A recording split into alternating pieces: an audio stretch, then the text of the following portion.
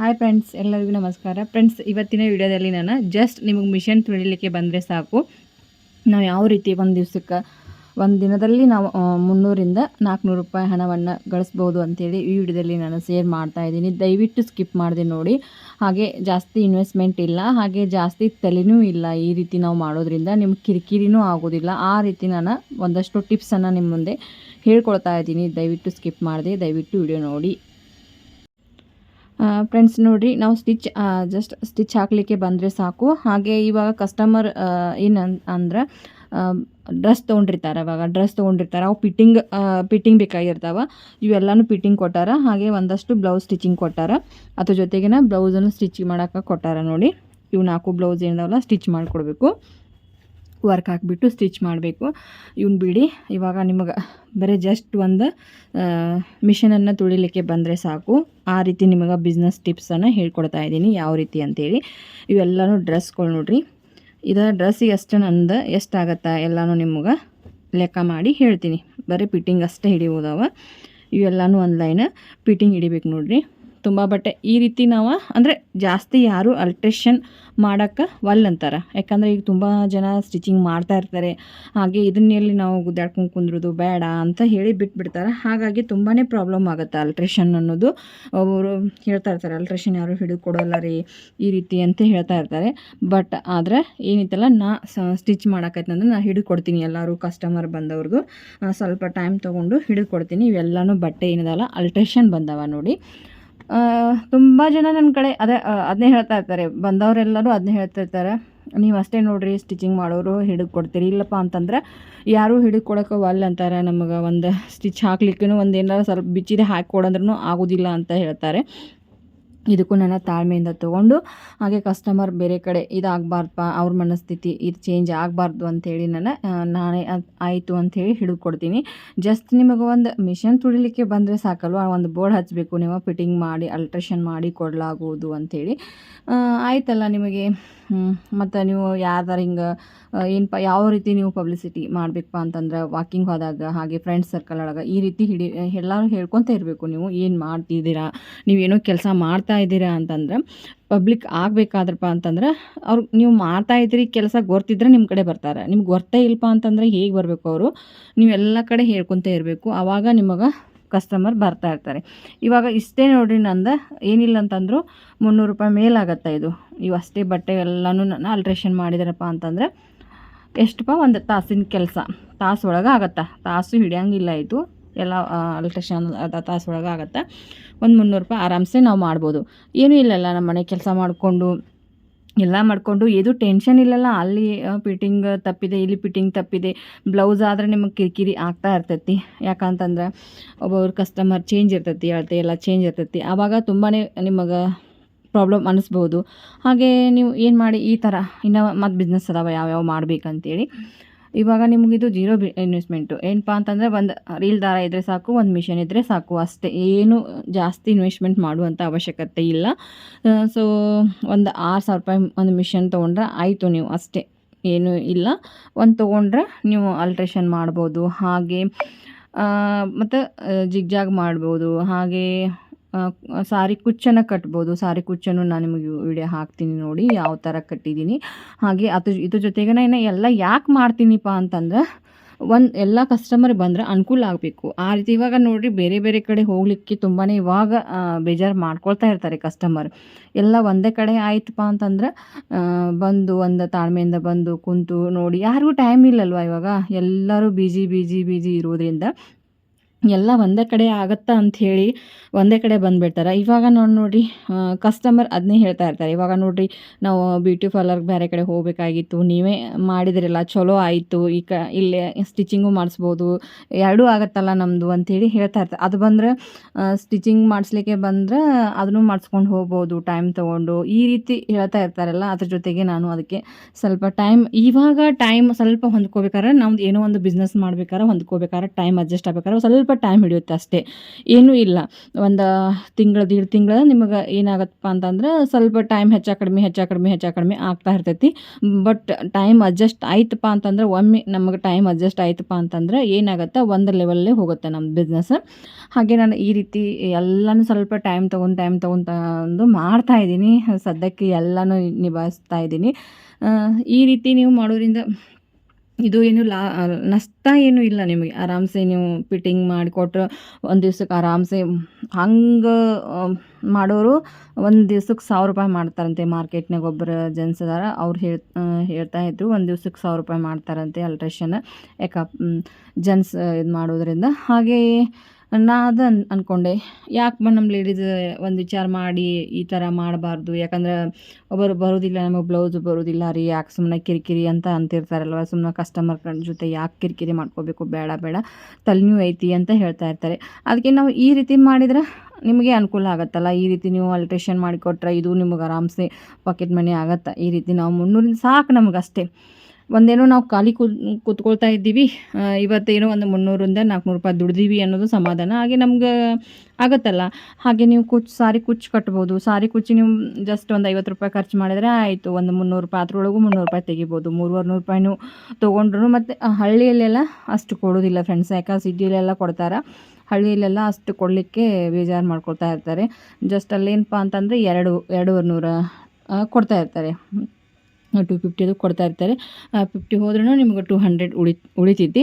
So ಆ ರೀತಿನೂ ನೀವು ಮಾಡ್ಬೋದು. ಹಳ್ಳಿಯಲ್ಲೂ ಕೂಡ ನೀವು ಮಾಡ್ಬೋದು. ಯಾಕಂತಂದರೆ ಇವಾಗ ಜಾಸ್ತಿ ಅದನ್ನೇ ಹೇಳ್ತಾ ಇರ್ತಾರೆ, ಹಳ್ಳಿಯಲ್ಲಿ ನಡೆಯಂಗಿಲ್ಲ ರೀ, ನಿಮ್ಮಂಗೆ ನಮ್ಮ ಬಿಸ್ನೆಸ್ ನಡೆಯಂಗಿಲ್ಲ ರೀ ಅಂತ ಹೇಳ್ತಾ ಇರ್ತಾರಲ್ಲ.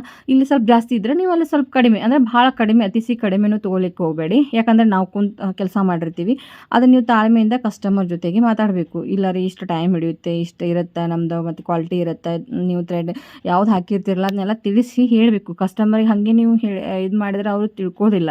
ತಿಳಿಸಿ ತಾಳ್ಮೆಯಿಂದ ಹೇಳಿದರೆ ನೀವು ಅವ್ರು ತಿಳ್ಕೊತಾರೆ. ಆಯ್ತು ತಗೋರಿ, ಹಂಗಾರೆ ಶ್ರಮ ಇದೆ, ಆಯ್ತು ತಗೋರಿ ಅಂತ ದುಡ್ಡು ಕೊಟ್ಟು ಹೋಗ್ತಾರೆ. ಅವ್ರು ನಮ್ಮ ಕೆಲಸ ನೋಡಿಬಿಟ್ಟು ಒಮ್ಮೆ ಜಾಸ್ತಿ ಕೆಲಸ ಇತ್ತಪ್ಪ ಅಂತಂದ್ರೆ ನಾವು ಹೇಳೋಕ್ಕಿಂತ ಮುಂಚೆನೇ ಕೊಟ್ಟು ಹೋಗ್ತಾರೆ. ಯಾಕಂತಂದರೆ ಒಂದು ಬ್ಲೌಸ್ ಏನೋ ಇಲ್ಲ ರೀ ಇದು ಚೆನ್ನಾಗಿ ಆಗಿದೆ ಅಂತಂದ್ರೆ, ಅವ್ರಿಗೆ ಟೈಮ್ ಹಿಡಿದಿದೆ ಅಂತಂದರೆ ಸಾಕು, ಆಯ್ತು ತಗೋರಿ ಇನ್ನೊಂದು ₹50 ಹೆಚ್ಚಿಗೆ ತೊಗೊಳ್ಳಿ ಅಂತೇಳಿ ಕೊಟ್ಟು ಹೋಗ್ತಾರೆ. ಹೊರತಾಗಿ ಇಲ್ಲ ಅಂತ ಯಾರು ಇದು ಮಾಡೋಂಗಿಲ್ಲ.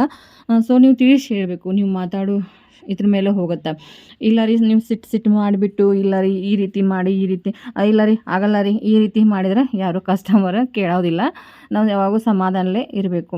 ಯಾವಾಗೊಮ್ಮೆ ನಮ್ಮ ಸಿಟ್ಟು ಅಂದರೆ ಬರ್ತಾ ಇರ್ತೈತೆ, ಅದನ್ನು ಕಂಟ್ರೋಲ್ ಮಾಡ್ಕೋಬೇಕು. ಜಸ್ಟ್ ಅಂತಂದರೆ ಇವಾಗ ನಾವು ವರ್ಕ್ ಮಾಡೋ ಟೆನ್ಷನ್ನಿಂದ ಒಮ್ಮೊಮ್ಮೆ ಏನಾಗುತ್ತೆ ಅಂತಂದ್ರೆ ಒಮ್ಮೆ ಕಸ್ಟಮರ್ ಬಂದುಬಿಡ್ತಾರೆ. ಇವಾಗ ಎಲ್ಲಿ ಕುಂಡ್ರಿಸ್ಬೇಕು, ಅವ್ರ ಜೊತೆ ಎಲ್ಲಿ ಮಾತಾಡಬೇಕು, ಎಲ್ಲ ಜೊತೆ ನಾನು ಟೈಮ್ ಕೊಡಬೇಕಲ್ವ. ಒಮ್ಮೊಮ್ಮೆ ಟೆನ್ಷನ್ ಆಗಿಬಿಡುತ್ತೆ, ಯಾರ ಜೊತೆ ಮಾತಾಡಲಿ, ಯಾರನ್ನ ಸಂಭಾಳಿಸ್ಲಿ, ಯಾರನ್ನ ಹಚ್ಕೊಡ್ಲಿ, ಈ ರೀತಿ ಯಾರನ್ನ ಫಸ್ಟ್ ಬಂದಿರ್ತಾರಲ್ಲ ಅವರು ಟೈಮ್ ಕೊಟ್ಟು ಒಬ್ಬೊಬ್ಬರನ್ನ ಹಚ್ಕೊಡ್ತಾ ಇರ್ತೀನಿ. ಈ ರೀತಿ ಒಮ್ಮೊಮ್ಮೆ ಪ್ರಾಬ್ಲಮ್ ಆಗ್ತಾ ಇರ್ತವೆ ನನಗೂ. ಫುಲ್ ಟೆನ್ಷನ್ ಆಗಿಬಿಡುತ್ತೆ, ಎಲ್ಲರನ್ನ ಹೆಂಗೆ ಮೇಂಟೈನ್ ಮಾಡಿ. ಒಮ್ಮೆ 5-6 ಜನ ಬಂದುಬಿಡ್ತಾರೆ. ಆ ರೀತಿ ಬಂದಾಗ ಸ್ವಲ್ಪ ನನಗೆ ಟೆನ್ಷನ್ ಸ್ಟಾರ್ಟ್ ಆಗುತ್ತೆ. ಎಲ್ಲರದ್ದು ಬ್ಲೌಸ್ಗಳು ಏನಾಗುತ್ತೆ, ಇವಾಗ ಒಂದು ವಾರದಲ್ಲಿ ಸ್ಟಿಚ್ ಮಾಡಿರ್ತೀನಿ, ಒಂದೇ ಅಂದರೆ ನಾನು ಹೇಳಿರ್ತೀನಿ ಆ ಟೈಮಿಗೆ ಒಮ್ಮೆ ಅವ್ರು ಬರೋಕ್ಕಾಗಂಗಿಲ್ಲ, ಮನೆಯಾಗೇನೋ ಫ್ರೀ ಆಗಿರೋದಿಲ್ಲ, ಎಲ್ಲರೂ ಹಂಗೆ ಇರೋದಿಲ್ಲ, ಏನಾರು ಕೆಲಸ ಇರ್ತೈತಿ, ನಾ ಹೇಳಿದ ಟೈಮ್ಗೆ ಅವ್ರಿಗೆ ಬರೋಕ್ಕಾಗಲ್ಲ, ಅವ್ರು ಬಂದ ಟೈಮ್ ಇವ್ರು ಬರ್ತಾರೆ. ಈ ರೀತಿ ಪ್ರಾಬ್ಲಮ್ ಆಗ್ತಾ ಇರ್ತೈತಿ. ಬಿಸ್ನೆಸ್ ಅಂದರೆ ಟೆನ್ಷನ್ ಇರೋದೇ. ಅದನ್ನೆಲ್ಲ ನಾವು ಇದು ಮಾಡ್ಕೊತ ಕೂತ್ರೆ ನಾವು ಬಿಸ್ನೆಸ್ ಲಾಸ್ ಮಾಡ್ಕೊಳ್ತೀವಿ, ಹೊರತಾಗಿ ಏನೂ ಮಾಡ್ಕೋದಿಲ್ಲ. ಹಾಗೆ ನಾವು ಈ ರೀತಿ ಮಾಡೋದ್ರಿಂದ ನಮ್ಮ ಮೈಂಡು ತುಂಬಾ ಶಾಂತಿ ಇರುತ್ತೆ. ಇವಾಗ ಮನೆ ಕೆಲಸ ಮಾಡಿಕೊಂಡು ಈ ರೀತಿ ನಾವು ಏನೋ ಬೇರೆದವ್ರ ಕಸ್ಟಮರಿಗೆ ನಾವು ಈ ರೀತಿ ಮಾಡಿಕೊಡೋದ್ರಿಂದ ತುಂಬಾ ಮನಸ್ಸು ಅನ್ನೋದು ಶಾಂತಿ ಅನಿಸುತ್ತೆ ನೋಡ್ರಿ. ಇಲ್ಲಪ್ಪ ಅಂತಂದ್ರೆ ಮನೆ ಕೆಲಸ ಅಷ್ಟೇ ಅಂದರೆ ನಮಗೇನು ಭಾಳ ಅಲ್ಲ ಅದು. ಮನೆ ಕೆಲಸ ಪ್ರತಿದಿನ ಇದ್ದಿದ್ದೆ, ಬಾಂಡೆ ತೊಳೆಯೋದು, ಬಟ್ಟೆ ತೊಳೆಯೋದು, ಅಡುಗೆ ಮಾಡೋದು, ಮನೆ ಕ್ಲೀನ್ ಮಾಡೋದು ಇದ್ದೇ ಇರುತ್ತೆ. ಅದ್ರ ಜೊತೆಗೆ ನಾವು ಇದನ್ನು ಎಕ್ಸ್ಟ್ರಾ ಮಾಡ್ಕೊತ ಹೋದ್ರಪ್ಪ ಅಂತಂದರೆ ನಮ್ಮ ಮನಸ್ಸನ್ನು ಶಾಂತಿ ಇರುತ್ತೆ. ಅವ್ರು ಹಂಗಂದ್ರು, ಇವ್ರು ಹಂಗಂದ್ರು ಅನ್ನೋದು ನಮಗೆ ಬೇಜಾರು ತಪ್ಪುತ್ತಲ್ಲ. ಅದಕ್ಕೆ ನಾನು ಹೇಳ್ತಾ ಇರೋದು. ಮತ್ತು ನನ್ನ ಕಡೆ ಏನಪ್ಪ ಅಂತಂದ್ರೆ ಮಾಡಬೇಕು ಇವಾಗ ನೀವು ಕೆಲಸ ಮಾಡ್ಕೊಳ್ತಾ ಇದ್ರೆ ಹಂಗೆ ಮಾಡಬೇಕು ಅನಿಸ್ತಾ ಹೋಗುತ್ತೆ. ಇಲ್ಲ ನಮ್ಗೆ ಇವತ್ತು ಕೆಲಸ ಬಿಟ್ಟು ಕುಂದ್ರಿ, ಇವತ್ತು ಬೇಡಪ್ಪ, ಇವತ್ತು ಬೇಸರ ಆಗೈತಿ, ಬೇಜಾರಾಗೈತಿ, ಏನೋ ಬಿಡಪ್ಪ ಎಷ್ಟರ ಮಾಡೋದು ಕೆಲಸ ಅಂತ ಬಿಟ್ಟು ಕುಂತ್ರೆ ನೀವು ಕಂಟಿನ್ಯೂ ಕುಂತ್ಕೊಳ್ಳೇಬೇಕು ಅನಿಸುತ್ತೆ. ಆದರೆ ನಾವು ಮತ್ತೆ ಕೆಲಸ ಮಾಡಲಿಕ್ಕೆ ಅನಿಸೋದಿಲ್ಲ. ಅದೇ ನಾನು ಒಮ್ಮೊಮ್ಮೆ ಏನು ಮಾಡ್ತೀನಿ, ಒಂದು 5-10 ನಿಮಿಷ ಅಷ್ಟೇ ನಾನು ಇದು ಮಾಡ್ಕೊಳ್ತೀನಿ. ಭಾಳ ಹೊತ್ತು ನಾನು ಕುಂದ್ರಕ್ಕೆ ಹೋಗೋದಿಲ್ಲ.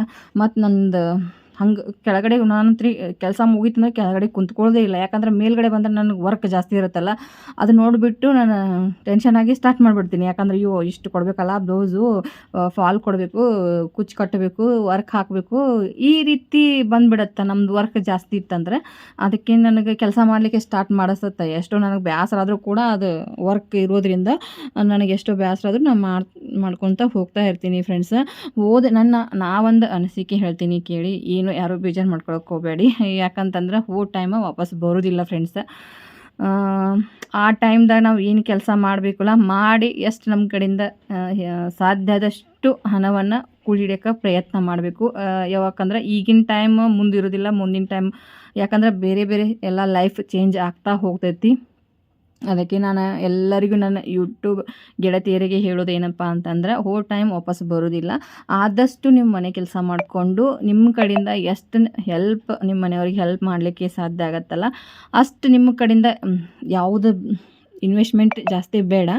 ಯಾಕಂತಂದ್ರೆ ಲಾಸು ಆಗ್ಬೋದು. ಯಾಕಂದರೆ ಒಬ್ಬರು ಅರ್ಗಿಸೋ ಶಕ್ತಿ ಇರುತ್ತೆ, ಅಂದರೆ ಆಗೋದಿಲ್ಲ ಒಬ್ಬರಿಗೆ. ಅದಕ್ಕೆ ನಾನು ಹೇಳ್ತಾ ಇರೋದು, ಯಾವುದು ಬಂಡವಾಳ ನಾವು ಕಡಿಮೆ ಹಾಕಿ ಕೆಲಸ ಮಾಡ್ಬೋದಲ್ಲ ಅದನ್ನು ಮಾಡ್ಬೋದು ಫ್ರೆಂಡ್ಸ್. ಇದಂತೂ ನಿಮಗೆ ನನಗಂತೂ ತುಂಬ ಇಷ್ಟವಾದ ಕೆಲಸ ನೋಡಿರಿ. ಎಲ್ಲ ಬಿಡ್ಬೋದು ಬಟ್ ಈ ಬಟ್ಟೆ ಹೊಲಿಯೋದು ಮತ್ತು ಸ್ಟಿಚ್ ಮಾಡೋದು ಮಾತ್ರ ಬಿಡೋದಿಲ್ಲ. ಯಾಕಂದರೆ ನನ್ನ ಮೇಲಕ್ಕೆ ಎತ್ತಿರೋದೇ ಇದೆ. ಅದಕ್ಕೆ ನನ್ನ ತುಂಬಾ ಹೆಮ್ಮೆಯಿಂದ ಹೇಳ್ಕೊಳ್ತೀನಿ. ನಾನು ಈ ಕೆಲಸ ತುಂಬ ಇಷ್ಟಪಟ್ಟು ಮಾಡ್ತಾಯಿರ್ತೀನಿ. ನಾನು ಯಾವುದೂ ಬೇಜಾರು ಮಾಡ್ಕೋದಿಲ್ಲ, ಯಾವುದಕ್ಕೂ ಬೇಜಾರು ಮಾಡ್ಕೋದಿಲ್ಲ. ನನ್ನ ಇಷ್ಟರ ಮಟ್ಟಿಗೆ ಲೈಫನ್ನು ಚೇಂಜ್ ಮಾಡಲಿಕ್ಕೆ ಇದೇ ಕಾರಣ, ಇದೇ ಒಂದು ಮಿಷನ್ ಕಾರಣ ನಂದು. ಇನ್ನು ಮುಂದೆ ಈ ಮಿಷನ್ ಏನಿದೆಯಲ್ಲ ನಂದು ಲೈಫಲ್ಲಿ ಯಾವಾಗೂ ನನ್ನ ಎಲ್ಲನೂ ಮರಿಬೋದು. ಬಟ್ ಈ ಉದ್ಯೋಗ ಮಾತ್ರ ಏನಿದೆಯಲ್ಲ ನನ್ನ ಲೈಫನ್ನು ಚೇಂಜ್ ಮಾಡಿದೆ.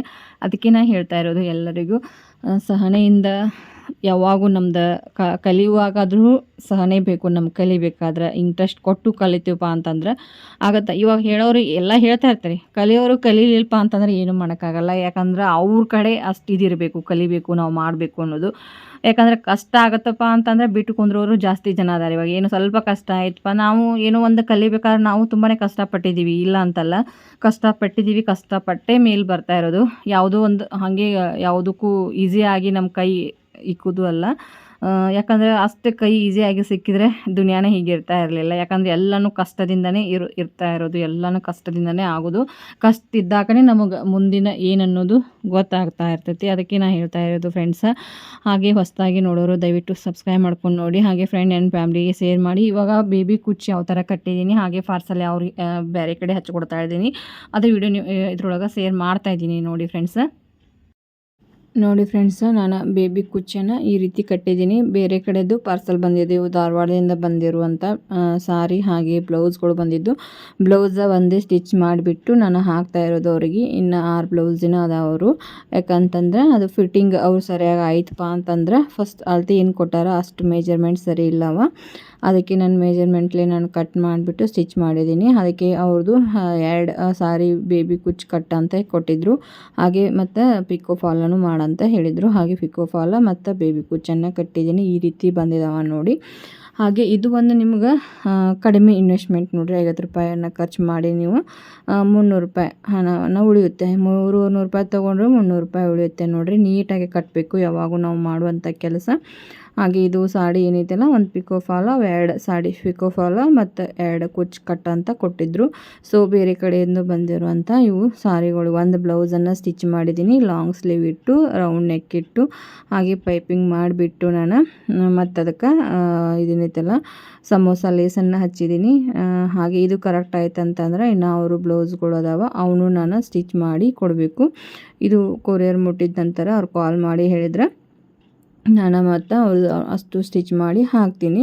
ಸೊ ಈ ರೀತಿ ನಾವು ಏನೋ ಒಂದು ಬಿಸ್ನೆಸ್ ಮಾಡ್ತೀವಿಪ್ಪ ಅಂತಂದರೆ ಕಡಿಮೆ ಇನ್ವೆಸ್ಟ್ಮೆಂಟ್ ಮಾಡಿಬಿಟ್ಟು ಹೆಚ್ಚಿನ ಲಾಭವನ್ನು ತೊಗೋಬೋದು. ಆದರೆ ಮಾಡಿದ ತಕ್ಕ ಕೆಲಸ ನೀವೇನು ಮಾಡಿರ್ತಿಲ್ಲ ಅಷ್ಟು ದುಡ್ಡನ್ನು ತೊಗೋಬೋದು. ಇಲ್ಲಪ್ಪ ಅಂತಂತಂದರೆ ಹೇಳ್ತಾ ಇರ್ತಾರೆ ಕಸ್ಟಮರ್ಗೆ, ನಾವು ಯಾವುದೋ ಒಂದು ಇದು ಮಾಡಿದಪ್ಪ ನೀಟ್ ಕೊಟ್ಟೆವು ಅಂತಂದರೆ ಕಸ್ಟಮರ್ ಕೊಡ್ತಾ ಇರ್ತಾರೆ.